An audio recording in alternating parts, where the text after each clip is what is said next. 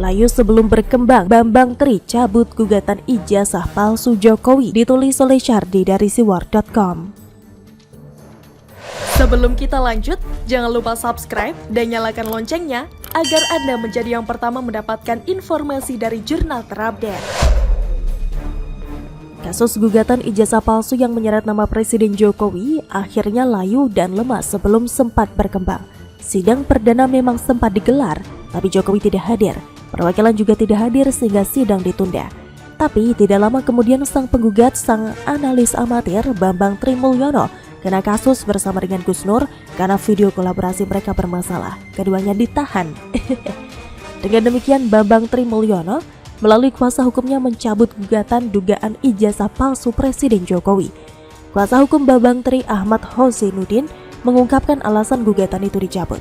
Ini karena Bambang Tri berstatus sebagai tersangka dalam kasus dugaan ujaran kebencian. Langkah hukum yang kami tempuh ini adalah upaya untuk melindungi kepentingan klien kami. Kalau perkara tidak dicabut, perkara akan kalah di persidangan, maka klien kami akan kehilangan hak hukum, ujar Hoseinuddin. Karena penahanan tersebut sulit bagi mereka untuk membawa bukti-bukti atau saksi jika proses persidangan tetap dipaksakan untuk terus berjalan. Karena yang punya akses ini adalah klien kami, tentu akan merugikan kepentingan hukum klien kami, kata dia. Menurut logika mereka, jika gugatan dicabut, maka Bambang masih bisa memiliki hak hukum jika ingin menggugat lagi saat sudah bebas nanti. Sementara itu, Egy Sujana selaku kuasa hukum Bambang Tri Mulyono juga mengiyakan kabar tersebut karena Bambang saat ini berstatus tersangka dalam kasus dugaan ujaran kebencian berdasarkan SARA.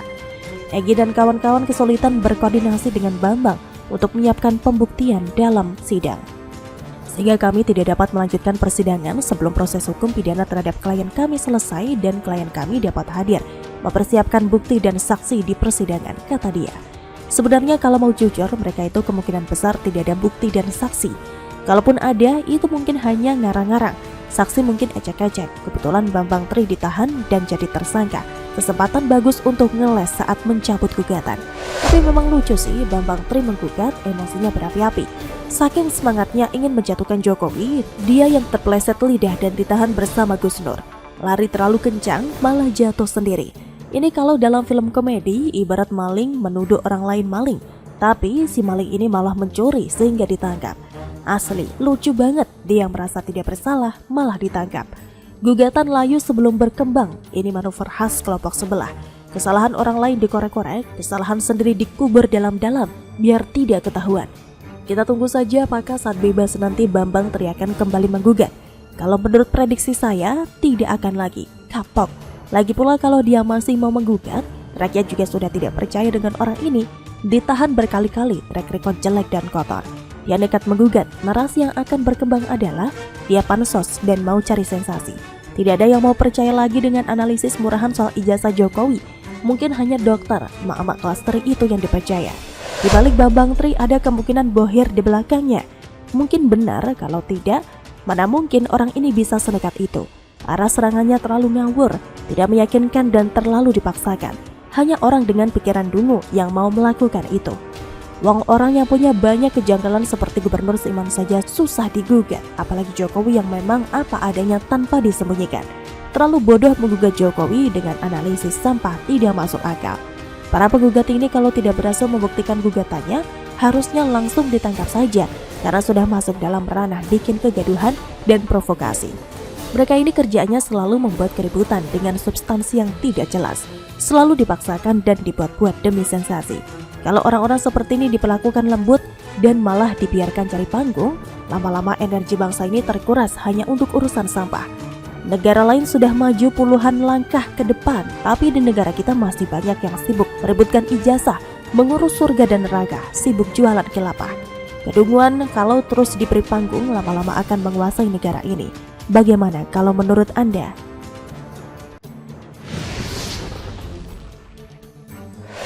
Baru saja dicopot oleh Anies, kini diangkat lagi oleh Heru Budi, ditulis dari berbagai sumber. Sebelum kita lanjut, jangan lupa subscribe dan nyalakan loncengnya agar Anda menjadi yang pertama mendapatkan informasi dari jurnal terupdate. Penjabat atau PJ Gubernur DKI Jakarta Heru Budi Hartono baru saja merombak jajaran direksi dan komisaris di PT MRT Jakarta Rabu 26 Oktober. Selain mengganti dirut MRT yang baru menjabat 3 bulan saat diangkat Anies Juli lalu, Heru juga mengangkat kembali mantan dirut MRT Jakarta yang dicopot Anies, William Sabandar, menjadi jajaran komisaris di PT MRT Jakarta. Dengan diangkatnya Dodik Wijanarko sebagai komisaris utama, Bambang Kristiono sebagai komisaris dan William P. Sabandar sebagai komisaris diharapkan dapat memberikan arahan dan masukan kepada direksi dalam kaitannya dengan proses pembangunan MRT Jakarta fase 2 dan fase-fase berikutnya, kata PLT Kepala BP BUMD DKI Jakarta Fitria Rahadiani dalam keterangannya Rabu 26 Oktober 2022. Anies pada Juli 2022 lalu sempat menggantikan posisi Dirut MRT Jakarta yang masih dijabat William Sabandar oleh M.A. Prindi.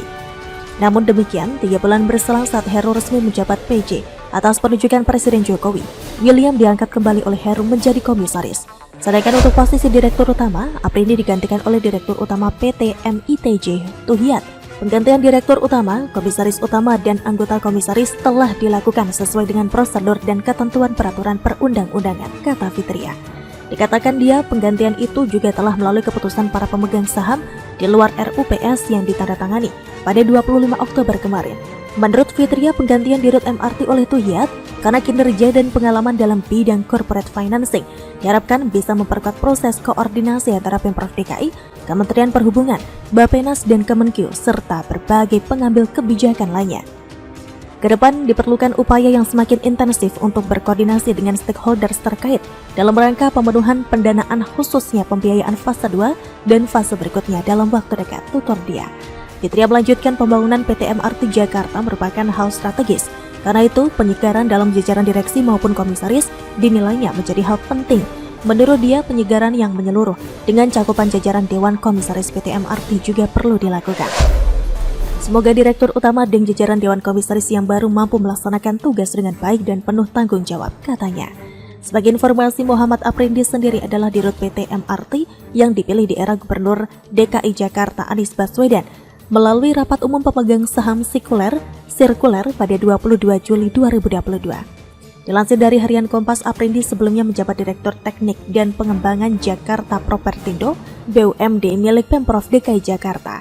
Jabatan sarjana teknik dari Universitas Sriwijaya dan Magister Teknik dari Universitas Tarumanegara ini pernah mengemban tugas selaku Direktur Strategis Korporasi dan Human Capital Management PT Pembangunan Perumahan Persero Tbk. Lalu Komisaris PT Widodo Makmur Unggas Tbk, serta Komisaris Utama PT PP Urban dan PP Energi. Saat ini MRT tengah memperluas jaringan kereta api perkotaan dan mendorong pembangunan fase 3 koridor Timur Barat yang meliputi Banten, DKI Jakarta, dan Jawa Barat. MRT Jakarta juga mengejar pengerjaan fase 4 MRT koridor Fatmawati TMII. Proses studi kelayakan sudah selesai dan tengah mencari investor yang berminat mendanai pembangunan fase 4. Selain itu, MRT memastikan koridor Timur Barat atau East-West Line Segment 1 fase DKI Jakarta bisa mulai dibangun pada 2023. Target itu diungkapkan setelah pemerintah Jepang menyatakan komitmen untuk mendanai segmen 1 fase DKI Jakarta. Bagaimana menurut Anda?